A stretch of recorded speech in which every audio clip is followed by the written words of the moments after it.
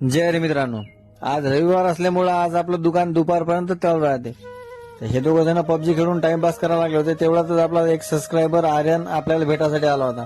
त्याला भेटून वगैरे घेतलं. नंतर कंस मामा म्हणे तुम्हाला पाणीपुरी खाऊ घालतो.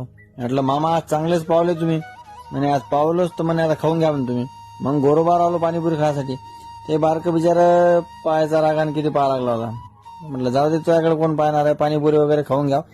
चांगली पाणीपुरी वरपून घेतली. नंतर बाल्याचा फोन आला, म्हणजे पाणीपुरी पार्सल आम्हाला पण आणजा म्हणे, आम्ही पबजी खाता खाता खेळता खेळता खातो म्हणे. म्हटलं काय हरकत नाही.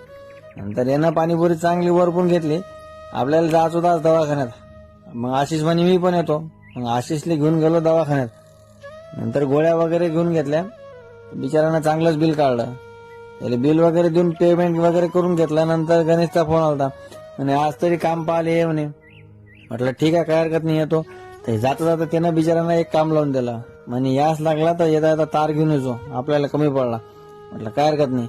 मग काय तार वगैरे घेऊन निघालो तर आशिषला म्हटलं चालतं का, तर आशिष म्हणे मी नाही येत. म्हटलं काय हरकत नाही. कंस मामाला घेतलं, बसवलं गाडीवर. म्हटलं मामा पहिले आपण पेट्रोल वगैरे टाकून घेऊ. मग पेट्रोल पंपावर गेलो. 100 रुपयाचं टाकी फुल करून घेतली. नंतर हे म्हणे दादा मी तुमचा व्हिडिओ पाहत असतो. म्हटलं काय हरकत नाही.